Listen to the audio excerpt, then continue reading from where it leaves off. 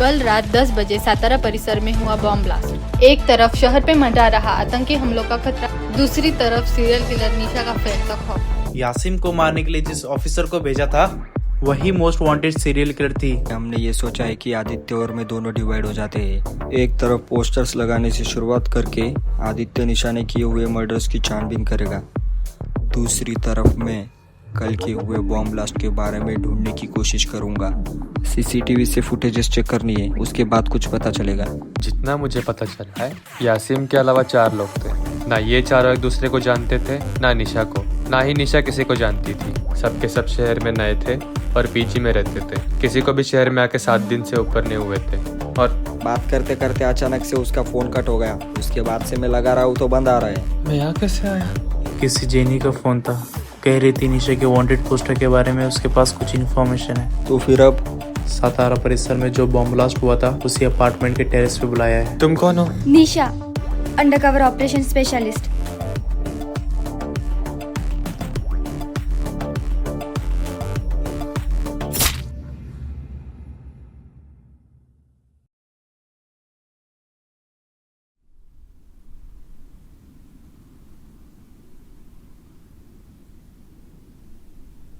Jenny. अगर ये jenny है तो फिर निशा।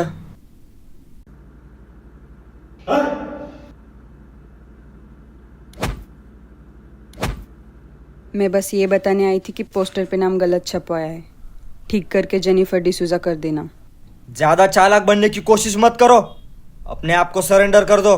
विलियम सर, आपकी भलाई के लिए बताने आई थी। उंगली दी है तो पूरा हाथ मत खींचो। एक कदम भी आगे बढ़ाया तो शूट कर दूंगा।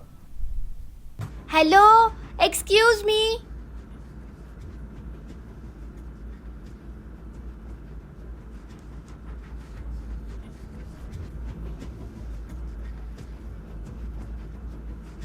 सुनो, तुम जो कोई भी हो, प्लीज 2 मिनट के लिए मेरे हाथ खोल दो।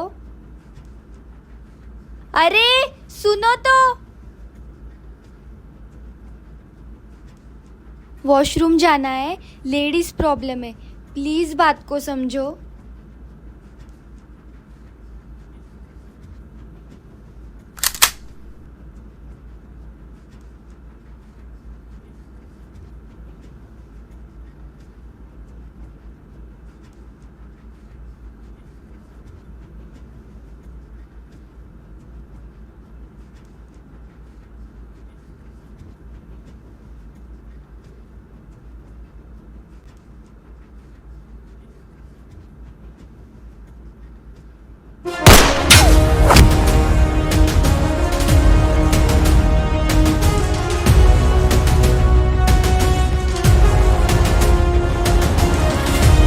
विलियम, जल्दबाजी में कोई गलती मत कर बैठना।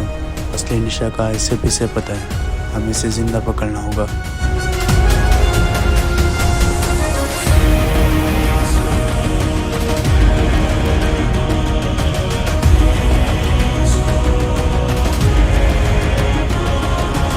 मुझे मरने का कोई डर नहीं ऑफिसर्स, लेकिन मैं जाऊंगी तो आपको और इस बिल्डिंग को साथ लेकर जाऊंगी। अगर सबकी सलामती चाहते हो तो जहाँ खड़े हो चुपचाप वहीं खड़े रहो।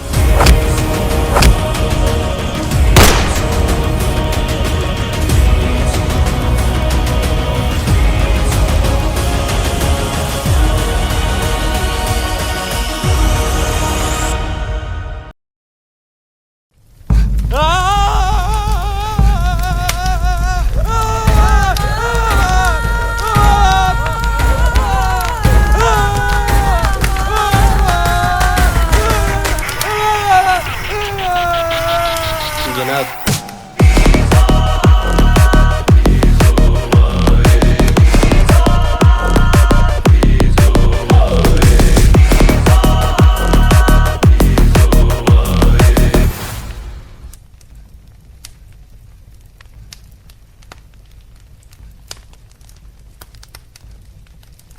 विलियम, यासीम को मरवाने के पीछे इसी का हाथ था।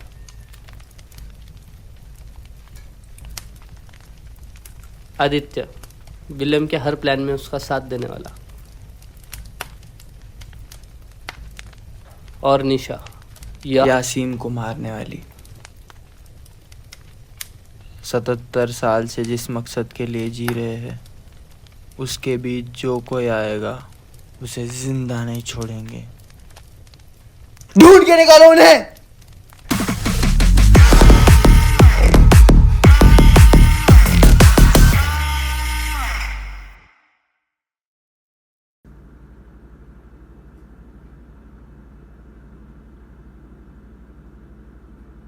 तो मतलब जिसे हम कब से निशा समझ रहे थे वो निशा है ही नहीं।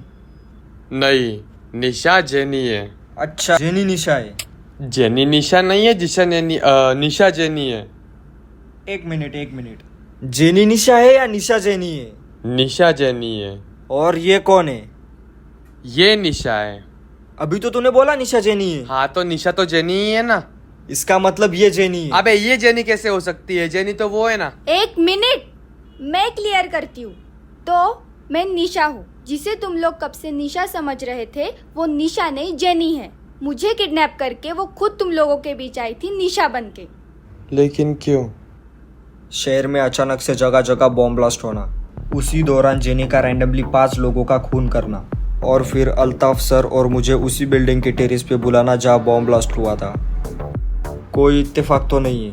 मतलब जेनी का इन सारे बॉम्ब ब्लास्ट से ज़रूर कोई कनेक्शन है। हो सकता है। कहीं उन सारे बॉम्ब ब्लास्ट में जेनी का ही तो हाथ नहीं। Not possible. अगर ऐसा कुछ होता तो जेनी यासिम को नहीं मारती।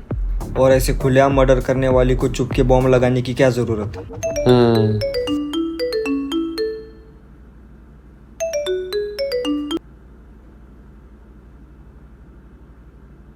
ओके, सुदगिरनी चौक के सीसीटीवी से फुटेजेस एक्सट्रैक्ट हो गई है। अल्ताफ सर, हम तीनों जाके आते हैं। आप तब तक जेनी की इन्वेस्टिगेशन जारी रखता हूँ।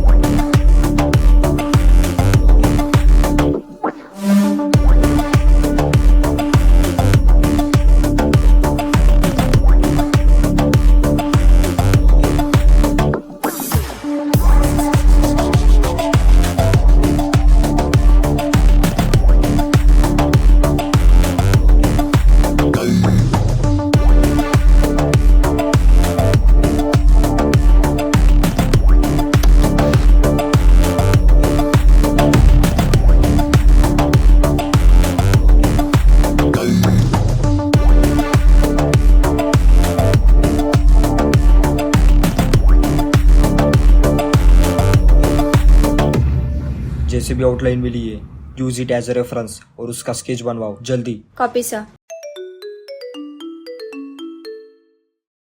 आदित्य की इन्फॉर्मेशन के अकॉर्डिंग चारों लोग पीजी में रहा करते थे, राइट? हाँ, मैंने सारे पीजीज में जाके फिर से इंक्वायरी की है। सरप्राइजिंगली जेनी के अलावा एक और नाम है जो इन सब मारे गए लोगों से जुड़ा हुआ है। कौन? सारे पीजीज का landlord Joseph.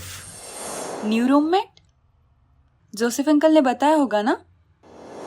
Got it. Adi, तू मेरे साथ चल। And Nisha, get the sketches done as soon as possible. Yes sir. Joseph का एड्रेस पता है तुझे? Joseph D'Souza, house number 4। क्या नाम बताया? जोसेफ डिसूजा। जोसेफ डिसूजा। मैं बस ये बताने आई थी कि पोस्टर पे नाम गलत छपवाया है। ठीक करके जेनिफर डिसूजा कर देना। इसका मतलब पॉसिबली जेनी जोसेफ की बेटी हो सकती है, लेकिन फिर ये अपने ही बाप के किराएदारों को क्यों मार रही है? इसका जवाब तो वो खुद ही दे सकता है।